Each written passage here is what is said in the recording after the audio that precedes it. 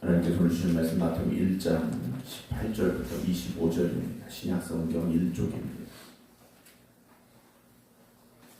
마태복음 1장 18절부터 25절입니다.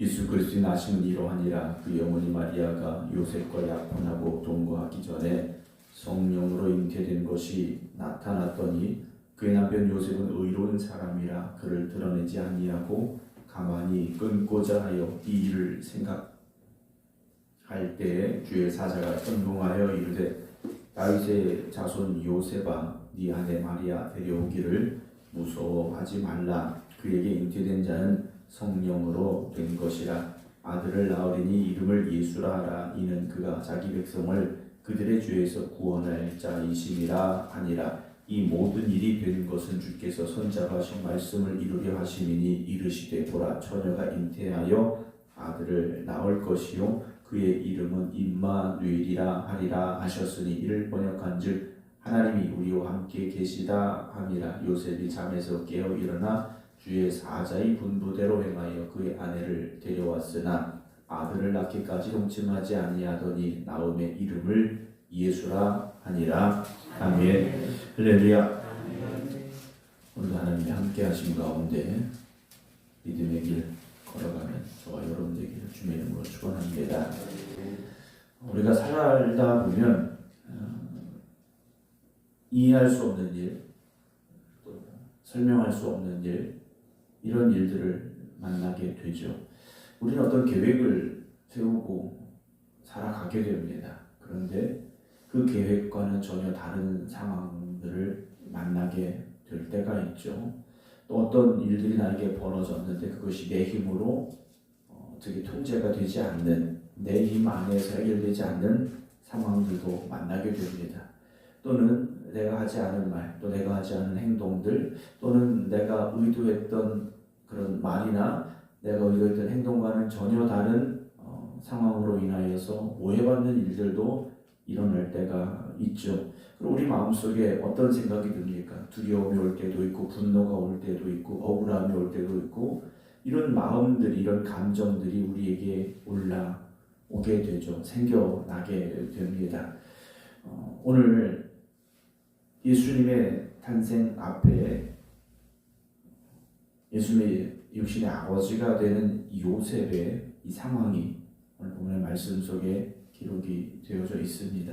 오늘 18절 보게 되면 예수 그리스도의 나심은 이러하니라.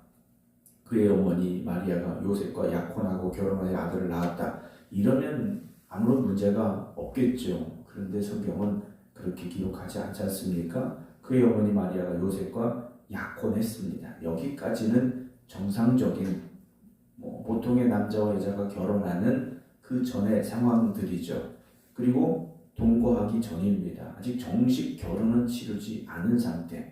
그러나 이 당시에 약혼이라는 것은 결혼과 동일한 어떤 법적인 상태라고 보면 되는데 문제가 생긴 겁니다. 마리아가 잉태했다라는 거죠. 성경은 그 잉태의 이유가 무엇입니까? 성령으로 잉태됐다라고 분명히 말씀해주고 있죠. 이것은 성령으로 말미암아 잉태된 건 누구만 아는 겁니까? 마리아만 아는 거죠. 요셉은 알 수 없는 상황입니다. 만약에 우리가 요셉이라면 마주한 이 현실이 어떻게 다가왔겠습니까? 엄청난 충격이었고 또 다른 편으로 생각해보면 배신일 수도 있고요. 감당하기 어려운 상황이 이 요셉에게 찾아온 겁니다. 우리가 요셉이라면 어떻게 됩니까? 헤어져야 되는 거죠.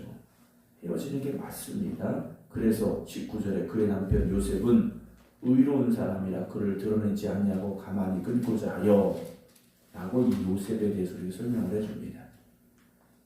요셉은 어떤 사람이었을까? 성경은 그를 의로운 사람이라고 우리에게 소개를 합니다. 그의 의로움은 무엇이었습니까?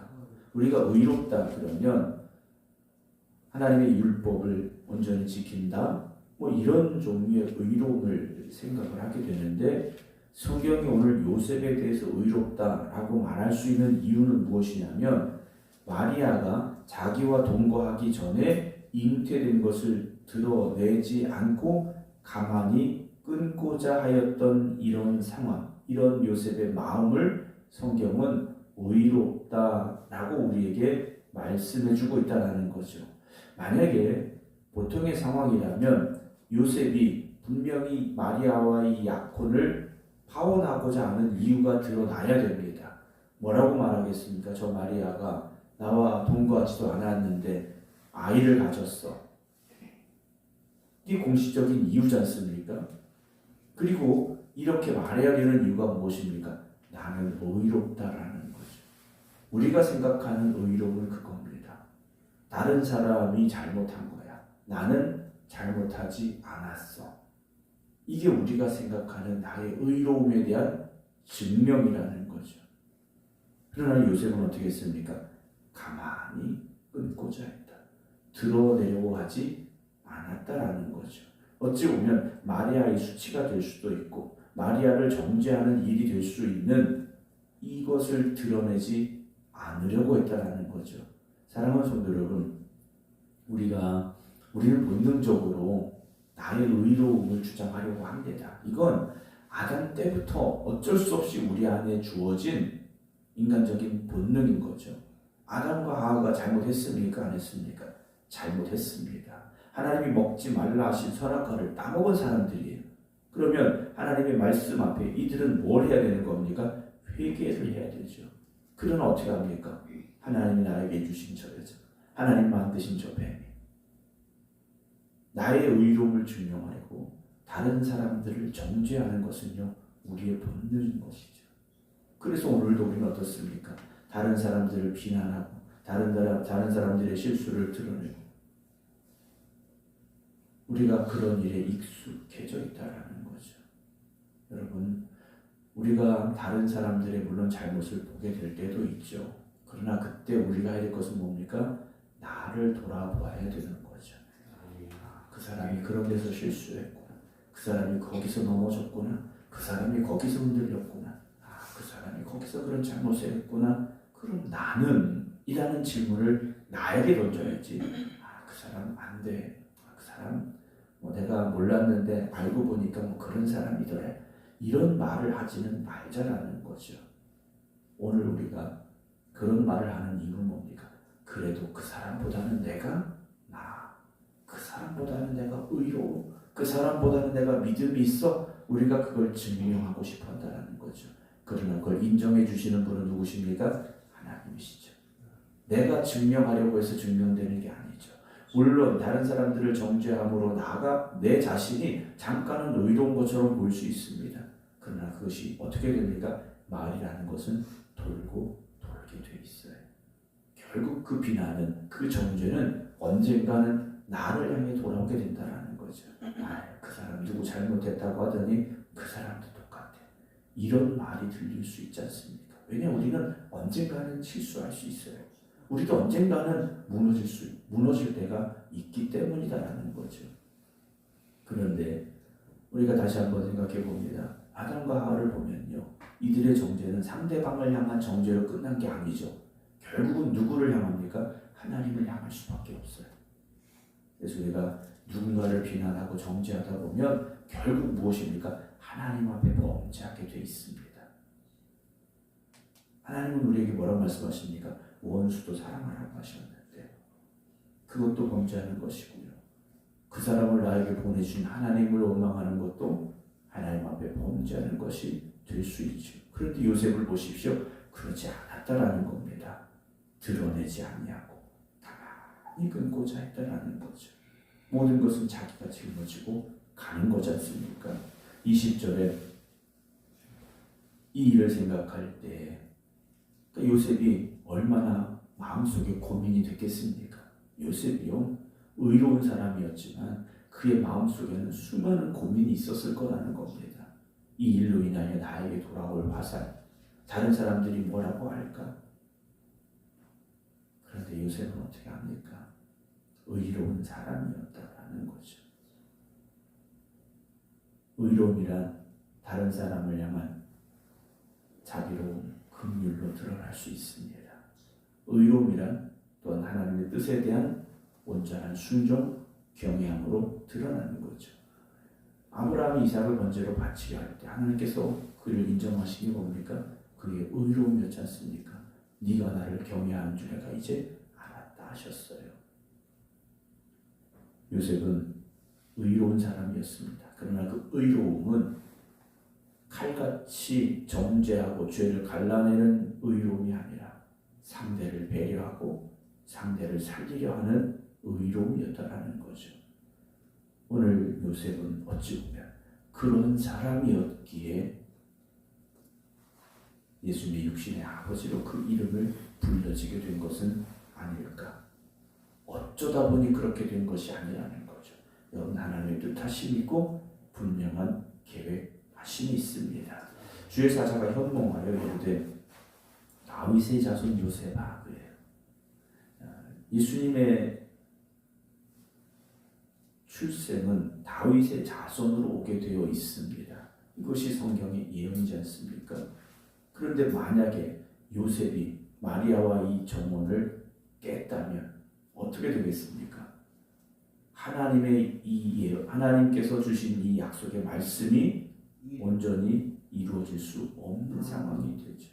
요셉의 이 순종은 하나님의 뜻하심을 이루어가는 순종이 되어진다는 거죠. 네 아내 마리아 데려오기를 어떻습니까? 무서워하지 말라. 요셉도 이 상황이 두려운 거지 않습니까? 감당하기 어려운 그런 상황이라는 거예요. 내가 어떻게 이 일을 감당할 수 있을까? 만약에 이 사실이 드러난다면, 다른 사람들이 이 사실을 안다면 나는 어떻게 되고 마리아는 어떻게 될까? 얼마나 두려웠겠습니까? 그런데 성령께서 네 아내 마리아가 데려오기를 무서워하지 말라. 그에게 임재된 자는 성령으로 된 것이다. 이것은 하나님의 일하심이다 라고 말씀해 주게 되죠. 사랑하는 성도 여러분, 모든 상황이 우리의 어떤 지식 또 우리의 어떤 생각으로 다 해석되거나 이해되지는 않을 수 있습니다. 그때 필요한 게 무엇이겠습니까? 하나님의 말씀이라는 거죠. 그때 필요한 것이 하나님의 말씀입니다. 순종은요, 모든 것이 이해되는 상황 속에서 하는 건 순종이 아니죠. 모든 것을 다 할 수 있을 때 하는 건 순종이 아닙니다. 지금 당장 이해되지 않아도, 지금 당장 그것을 할 수 없는 것 같을지라도 하는 것, 그게 순종이지 않습니까? 아브라함이 그렇게 순종했더라는 거죠. 아들을 낳으리니 그 이름을 예수라 하라. 이는 그가 자기 백성을 그들의 죄에서 구원할 자이십니다. 라고 요셉이 이 말씀을 듣게 됩니다. 예수는 어떤 분이십니까? 우리의 문제를 해결하시는 분이 아니라 우리를 죄에서 구원하실 분이라고 선언해 주고 계시죠. 여러분, 예수 믿는다고 모든 문제가 다 해결되는 건 아닙니다. 물론 우리가 기도하고 간구할 때 하나님의 은혜와 사랑, 하나님의 긍휼하심, 하나님의 도우심, 하나님의 역사심이 나타납니다. 그러나 주님께서 그것 때문에 오신 것은 아니라는 거죠. 주님께서 이 땅에 오셔서 모든 혼인잔치에 가서 포도주가 떨어질 때만 기다리신 분이 아니지 않습니까? 물이 변하여 포도주만 만드시려고 오신 분이 아니시지 않습니까? 병자를 찾아가서 병자만 고치려고 오신 분이 아니지 않습니까? 여러분, 예수님은 우리의 죄의 문제를 해결하기 위해서, 우리를 죄 가운데서 구원하시기 위하여 이 땅에 오신 분임을 우리는 분명히 고백할 수 있어야 됩니다. 22절에 이 모든 일이 된 것은 주께서 선지로 하신 말씀을 이루게 하시니 보라 처녀가 잉태하여 아들을 낳을 것이요 그의 이름은 임마누엘이라 하리라. 이 말씀이 그대로 이루어지도록 택함 받은 사람들이 누굽니까? 마리아였고, 그리고 누굽니까? 요셉이었다라는 거죠. 요셉도요, 그 하나님의 일하심에 분명히 택함 받은 다윗의 자손이었다라는 겁니다. 임마누엘이라 선언해 주시죠. 우리가 알고 있지 않습니까? 하나님이 우리와 함께 하신다라는 거죠. 하나님께서 죄인된 우리와 함께 하시려고 이 땅에 오신 것, 그것이 바로 예수님의 이 땅에 오심이었다라는 거죠. 사랑하는 성도 여러분, 우리가 이 상황이라면 어떻게 할까 생각을 해봅니다. 24절, 요셉이 잠에서 깨어 일어나, 이건 꿈이야, 이건 악몽이야, 이건 이렇게 할 수 없어, 그러지 않았다라는 거죠. 주의 사자의 분부대로 행하여 그의 아내를 어떻게 합니까? 데려왔다라고 되어 있어요. 요셉은 어떻게 합니까? 또 다른 사람을 찾아가서 내가 이런 환상을 보았는데, 이런 꿈을 꿨는데 이거 어떻게 할까? 다른 사람의 해석, 다른 사람의 이해를 구한 게 아니죠. 하나님이 나에게 말씀하셨으니 나는 어떻게 합니까? 순종하겠습니다. 그래요.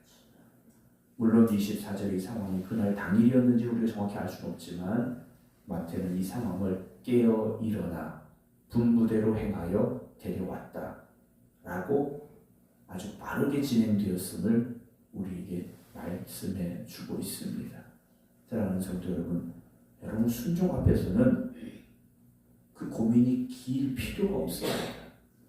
하나님의 말씀 앞에서 우리가 순종하기로 결단했다면 그걸 왜 매일 고민하고 내일 또 한번 기도해 볼까, 오늘 또 기도해 볼까, 그럴 필요 없다라는 거죠. 하나님의 말씀이라면 여러분 순종하시기 바랍니다. 아브라함이 그렇게 순종했지 않습니까? 아침 일찍 일어나 길을 떠났지 않습니까? 그런데 우리의 순종은요, 너무 많이 고민한다는 거죠. 그걸 왜 내가 판단하려고, 내가 이해하려고, 내가 방법을 찾으려고 합니까?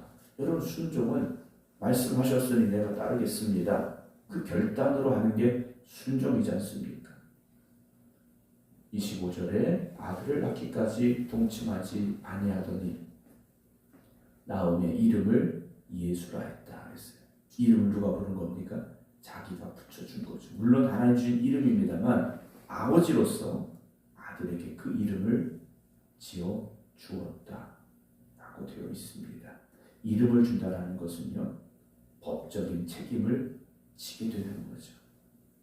육신으로서의 아버지, 그 자리에 자기가 서겠습니다 라는 고백을 가지고 있는 거죠. 만약에 요셉이 마리아에게 말합니다. 이 아이 내 아이 아니잖아, 나 몰라, 이 아이는 나 책임질 수 없어, 이럴 수도 있는데 요셉은 그렇지 않았다라는 거죠. 육신의 아버지로서 요셉은요, 자신의 책임을 다하는 사람으로 성경은 기록을 하고 있습니다. 여러분, 우리가 그렇게 감당하고 순종해 나갈 때 하나님의 역사를 이루어가는 겁니다. 우리는 하나님의 큰 뜻을 다 알 수는 없습니다. 하나님, 나에게 하나님의 뜻을 알려주세요. 여러분, 다 알 수는 없어요. 알려주신다 해도 우리가 다 이해할 수 없습니다. 그러나 중요한 것은 오늘 나에게 주신 말씀에 순종함으로 이 하루를 살아간다면 우리는 하나님의 큰 역사를 이루어가는 데 있어서 순종하는 사람이 될 것이고, 그 역사를 이루어가는 하나님의 자녀들이, 또 하나님의 일꾼들이 되어짐을 잊지 마시기 바랍니다. 오늘 우리가 머뭇거리고 있는 이유가 무엇입니까? 하나님의 말씀 앞에서 우리가 아직도 주저하고 있는 이유가 무엇입니까? 여러분, 그 이유를 내려놓으시고 순종하시기 바랍니다. 이해되지 않아서, 두려워서, 걱정이 돼서, 능력이 없는 것 같아서 내가 이걸 꼭 해야 될까? 여러분, 그런 생각은 내려놓으시고 하나님의 말씀이니 내가 순종하겠습니다, 나에게 주신 사명이니 내가 감당하겠습니다. 우리가 그 고백과 결단을 가지고 요셉처럼 하나님 앞에 크게 쓰임받을 수 있는, 그래서 하나님의 큰 역사를 이루어가는 사명자들이 되어지시기를 주님의 이름으로 축원합니다. 기도하겠습니다. 우리 앞에 주어지는 일들이 내 생각과 다를 때, 또는 내가 감당할 수 없을 때, 굳이 내가 그 일을 해야 될까 라는 생각이 들지라도 하나님의 말씀 앞에 우리가 순종하기를 원합니다. 그 말씀 앞에 우리가 온전히 순종함으로 서게 하여 주시옵소서. 그래서 하나님의 뜻하심을, 하나님의 역사하심을 우리도 감당하게 하여 주시옵소서. 하나님 앞에 칭찬받을 수 있는 하나님의 뜻을 이루어가는 주님의 일꾼들 되게 하여 주시옵소서. 이번 한 주간도 하나님의 인도하심 따라 여기까지 왔음을 고백합니다. 하나님의 은혜로 살아왔음을 고백합니다. 하나님, 우리가 서야 될 믿음의 자리, 우리가 서야 될 순종의 자리, 그 자리에 굳건히 서게 하여 주시옵소서. 이제는 우리 주 예수 그리스도의 은혜와 아버지 하나님의 극진하신 사랑하심과 성령님의 감동 감화교통 역사하심이 오늘도 하나님 부르신 그 순종의 자리에서 온전히 순종함으로 살겠습니다. 기도드리는 모든 성도들 위해 이제부터 영원토록 함께 하시기를 간절히 축원하옵나이다. 아멘.